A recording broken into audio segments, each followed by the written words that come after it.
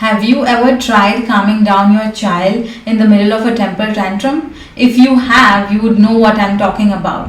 It's like you're talking to a wall and they can't even hear you. But why are you crying? Why? You can go on asking this question, but that's not going to help either. If you want to know what is going to help you and your child sail through this phase of temper tantrum smoothly, stay tuned till the end. Hi everyone, I'm Neha Chimbalkar. I'm a mindful parenting coach, a special educator, and a mom to two beautiful young kids. And in this video, I'm going to share what are temper tantrums, what causes it, why your child behaves the way he behaves when he is having a meltdown, and 7 actionable tips that will actually enable you to handle these meltdowns and tantrums effectively. So this video is going to be really important for the parents who really want to learn and upscale their parenting game. So let's get started by knowing what exactly are these temper tantrums. It is when your child is actually having an emotional outburst and he or she shows it by crying, screaming, yelling, with angry defiant behavior. And it is when no matter how much you try to reason and talk logically with your child, it seems like the child is completely shut down himself to the outside world and he stick to his own emotional meltdown. Now you may ask why my child behaves like that. Is it even normal? Well, the answer is yes. Temper tantrums are normal part of child development and almost every child goes through this phase. Only the intensity of the tantrum and duration of it depends on child's innate personality and your reaction to it as a parent. So now the next logical question could be, what causes temper tantrum? Well, a very simple answer to this question is every single tantrum results from one simple thing, not getting what they want.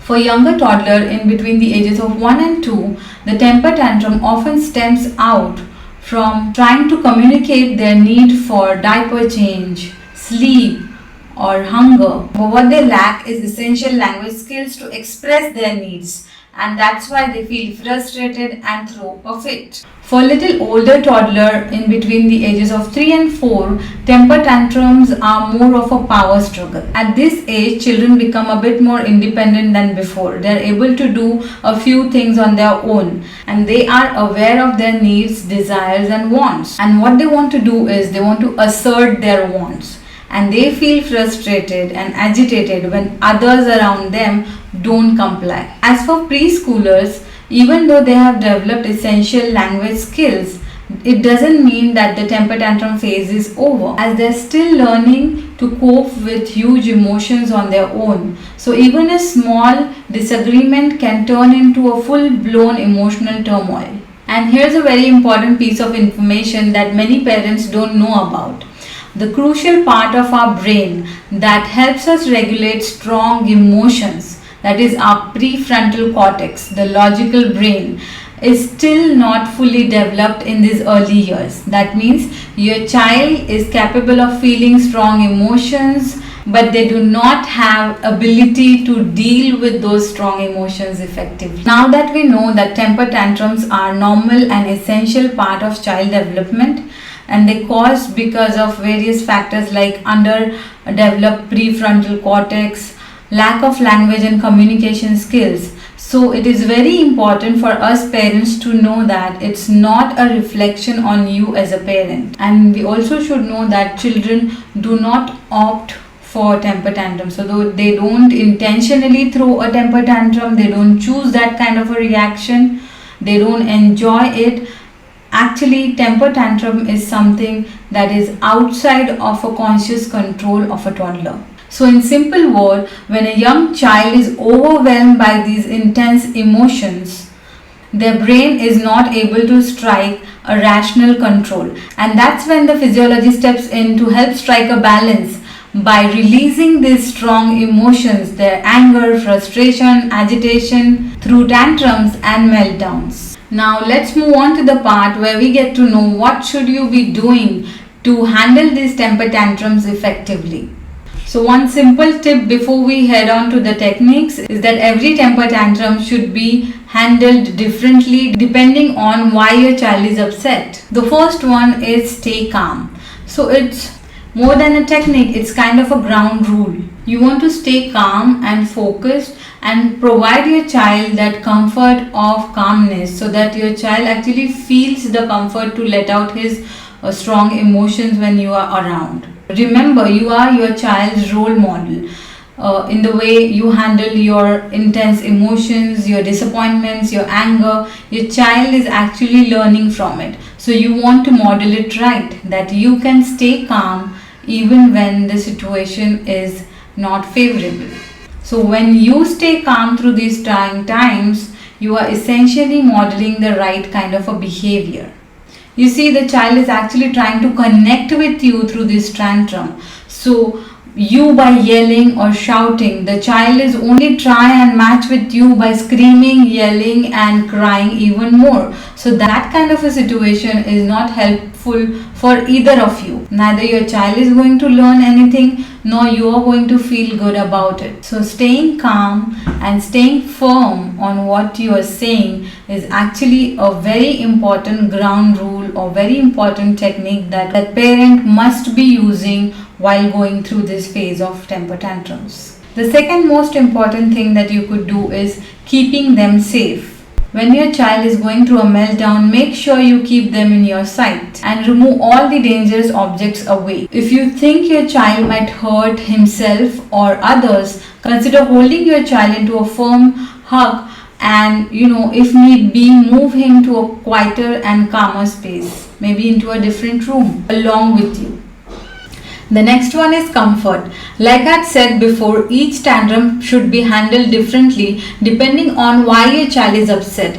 That's why we as parents need to be very aware and present. If our child's tantrum is stemming out of their need for lack of sleep or tiredness or hunger, we first need to provide them that comfort of a nap or extra snack.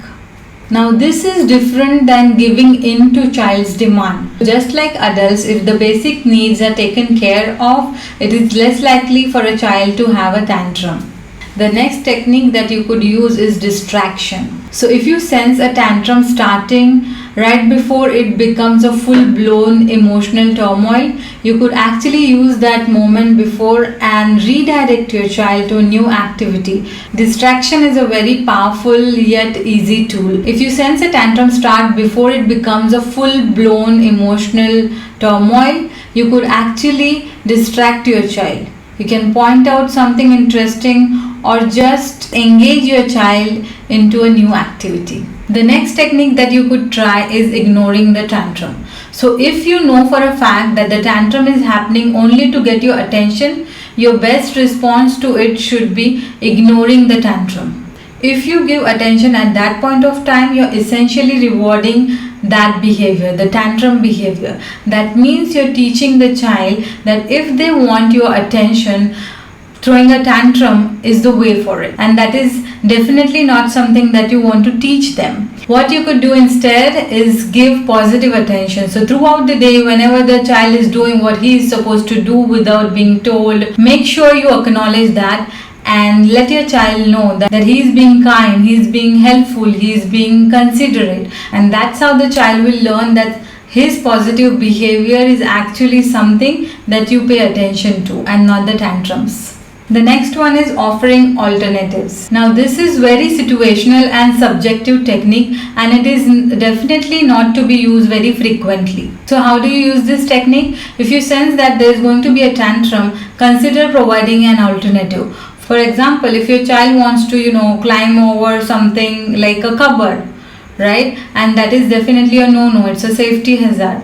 So what you could say instead, that I know you love climbing up high, but it is definitely not safe here on the cupboard. Later we can go to the park and you can climb on the slide ladder or something like that. By providing these alternatives, you are helping your child to see a bigger picture and helping them learn the skill of delayed gratification. Now the next technique that I'm going to share with you is one of my favorite techniques. When your child is in the middle of a meltdown, asking them why they are crying or reasoning out with them is definitely not going to help, because they literally cannot access the logical side of their brain. So here's something you should do instead. This technique is called grounding. You should ask your child 5 things that they can see, 4 things that they can touch or feel, 3 things that they can hear, 2 things that they can smell, and 1 thing that they can taste. Now these questions actually work as a redirection or distraction to the current situation for the child. This helps them bring out of the tantrum and calm them down. So if they are very upset or too young to understand these questions, you may have to guide this process a bit. You can ask questions like, do you see that shiny vehicle over there? What do you think? Is it a car or a dump truck? So remember, the goal here is not to suppress their strong emotion or to get rid of it. This grounding process helps them to reconnect to logical part of their brain, which helps them calm down. And once they're calmed down, you can talk to them about healthier ways of expressing their intense emotions or why they were feeling those kind of emotions at the first place. Raising kids is an emotional work, and it takes every bit of you to be peaceful, present, and still parent the way that is right for your child. If my video spoke to you, do let me know which of these techniques would you like to try when your child has tantrum the next time. Subscribe to my channel for more such videos, and you could also join my VIP Facebook group for more such quality content on parenting. God bless and take care. Bye.